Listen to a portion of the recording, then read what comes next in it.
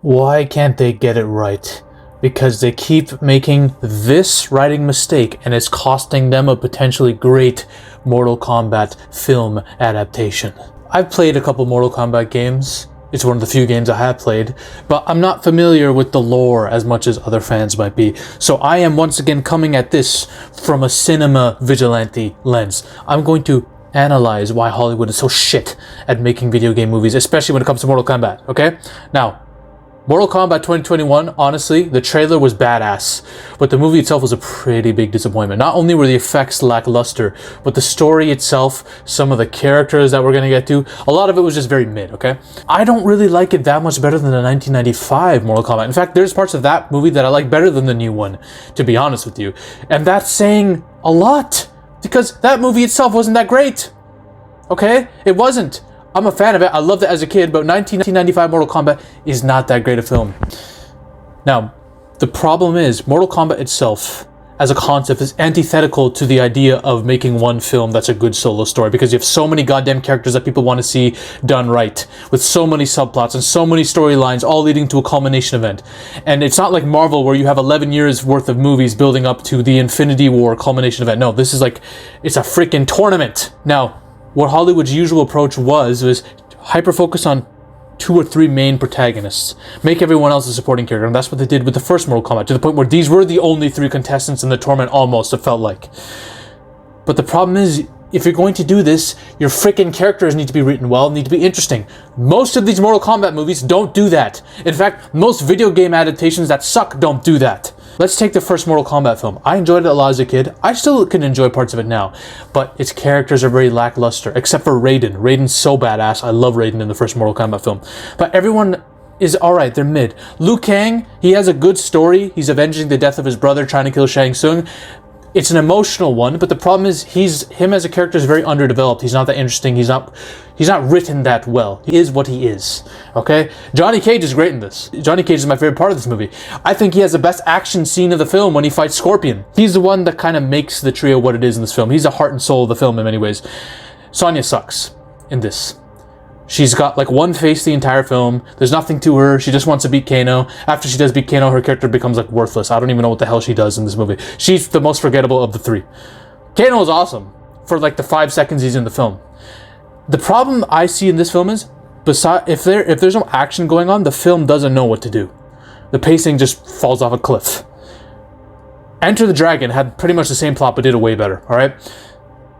Mortal Kombat Annihilation is an anomaly of horrible CGI, horrible green screen, horrible writing and dialogue, horrible everything. The writers, the studio, they were doing massive amounts of drugs when making this film. That's all I have to say about it, okay? What the fuck is this?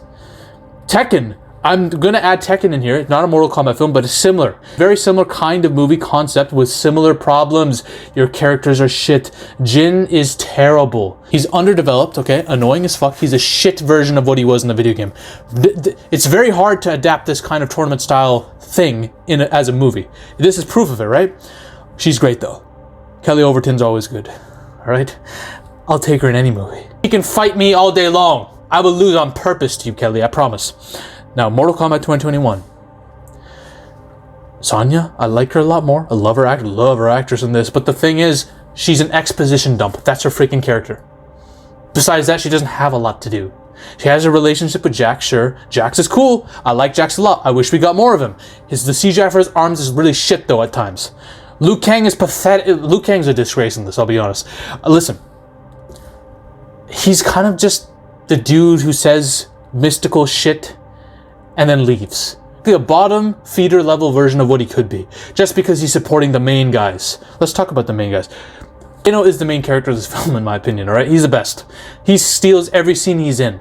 I'm glad they're bringing him back for Mortal Kombat 2, because he was literally the best part of this film. Shang Tsung and most of these villains are very underdeveloped. Cole, why? Oh, we need an Asian male hero for this. So instead of Liu Kang, let's take the guy that nobody knows, give him some random powers and say he's the chosen one. And he's also an ancestor to Scorpion, who will fight Goro and cut his head off randomly in a barn or some shit. And instead of having him be Scorpion's son, or actually be Scorpion himself, we're like, nah. We'll just make him a new character and tell everyone else to fuck off. Really? Why? And his character sucks at everything he's supposed to be good at. His character loses an MMA fight in the beginning of the movie to like a C-rate novice prelim fighter in a random octagon, and the only one cornering him is his daughter. This is literally your fighter?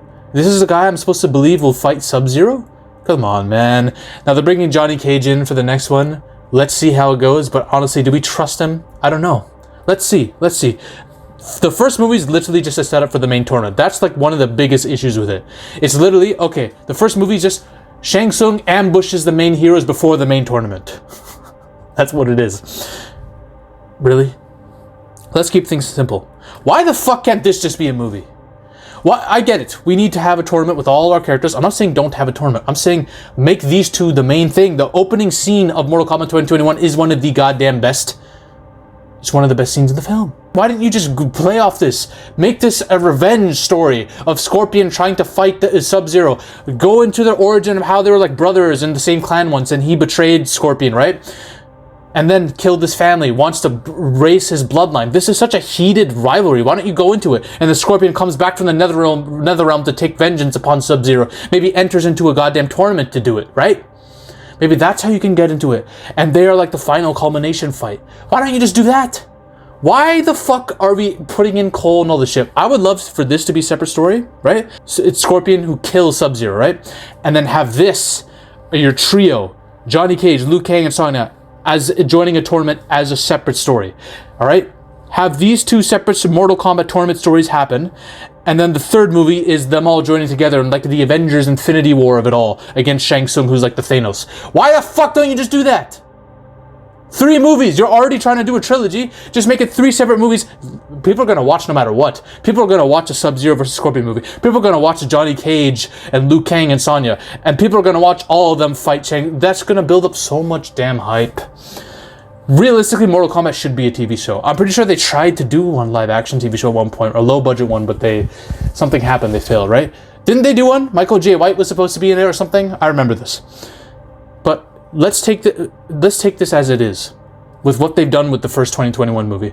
How do we go about making the sequel good? How do we go about making fans happy again? The anima power shit, just remove it. Just remove it, okay? It's stupid.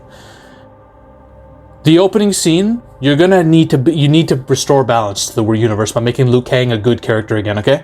The opening scene, remember, Liu Kang told Cole about his origin in the first movie. He said before he joined the clan or whatever, he offed a dude. He killed the dude who was messing around with orphans or some shit, and that's how he got his mark. And after that, he like went full on with Raiden in his teachings, right? That's his origin. Flashback to that scene where he kills that man who's messing around with orphans, Bruce Lee, dark style, right? And gets the mark. That's a sick opening, right? It's a very sick opening because you're building up the character of Liu Kang now. You're making him good instead of what you did last movie. And then that's how he gets his mark. Kill Cole off early, all right? Hear me out. Hear me out. You could have Cole just be a random contestant. But no. Cole, he was initially the chosen one, right? We can say that Raiden had the vision that he was the chosen one.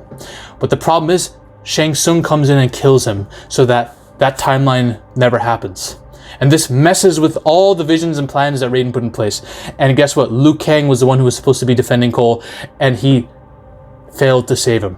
This is how we begin the arc of Liu Kang. Shang Tsung killed his boy. Liu Kang was supposed to protect him. Now, Liu Kang, this story is about guilt and redemption and him finding his way to Chosen One status, okay? It's him versus Shang Tsung at the end of the day. That is his storyline, all right?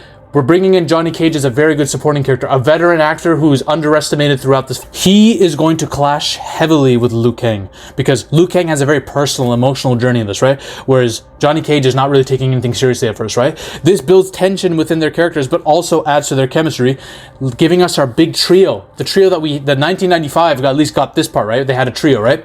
This gives us our trio again. Him, Sonya, Johnny, right?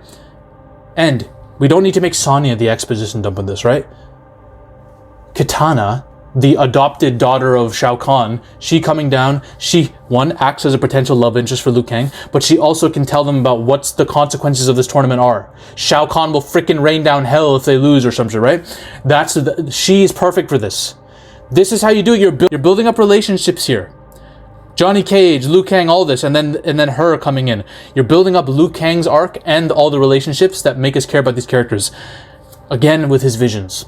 Raiden has visions throughout this film, and his main vision that he keeps seeing now that Cole's dead is Liu Kang is dying at the hands of Shang Tsung.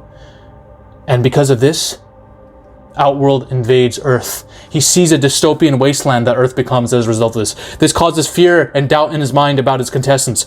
This builds stakes. Now we get our tournament. Every fight matters now. Every fight means something. Who's gonna die? Okay, will Liu Kang die? Will the visions come true? This is how we build on the stakes with the prophecy vision. I want Baraka to be in this, man. Baraka is such a scary looking dude, man. He's like a necromorph, the way he looks. I would love him to fight Johnny Cage. Kano's coming back. We already know this. You need Kano back. He's awesome. And then Shang Tsung and Liu Kang will be the final fight. As it should be. You're following a you're following a formula here that has worked in the past, but you're making it better. Shang Tsung wants to kill Liu Kang. And this is personal for Liu Kang because Shang Tsung killed Cole on Liu Kang's watch. Shang Tsung absorbs all the souls of every single fighter in the tournament. Overpowered. He overpowers himself. He's almost cheating here, okay? Beats the shit out of Liu Kang. Suddenly, Raiden's seeing his visions come true. Fuck, could this be it? Liu Kang dies here, and this is how it all ends for us. Earthrealm gets invaded. So, he makes a very drastic decision. Like in the games at one point, he sacrifices his powers. He sacrifices his god-level nature to save Liu Kang. He merges his god-level spirit with Liu Kang, like he did in the games, to save Liu Kang, making himself mortal and almost on the brink of death. But in return, by merging that with Liu Kang becomes a fire god like he did in the games. He becomes full fire god and scorches Shang Tsung. Scorches that man. Shang Tsung is lost. The tournament is lost. Shang Tsung begs for mercy for his emperor to just give him one more chance. The emperor says, "You have failed me for the last time, sorcerer." Cracks his skull down with a hammer and takes his soul. Shao Kahn sees what the hell has just occurred. And he says, "The elder gods are not happy with you, Raiden. You violated the rules." Now this is kind of stupid because Shang Tsung's been cheating like for the last 9 freaking tournaments. But he says, "Now that you violated the rules, guess what? This tournament means nothing. You have given me open reign to do whatever I want. The gods have taken their hands out of this now. Now that you have a fire god, cool, invasion time." And this is how you set up part 3, the Infinity War of it all. That's how you do it. And listen. People are asking, what about these two? Are they going to be in the story at all? Listen, I'm not trying to force too many characters in the second movie. But the end credit scene will be SUBZERO coming back from the Nether Realm. Shao Kahn bringing him back. Maybe he becomes Noob Saibot. Who knows? And that's your gateway into bringing Scorpion into the fold. So all of them can be brought together in the last third movie or whatever. Maybe you can make the third movie a 2-parter like Avengers did. That's how you do it. It's so easy. It's so easy, Hollywood, you fucking idiots.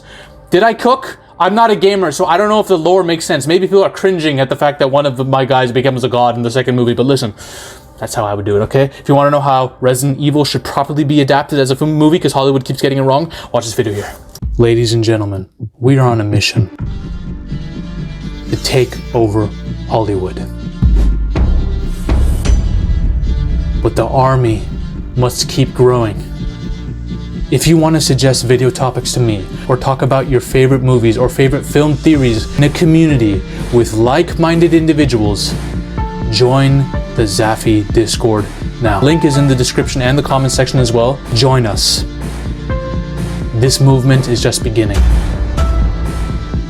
We're taking over Hollywood, one coke line at a time.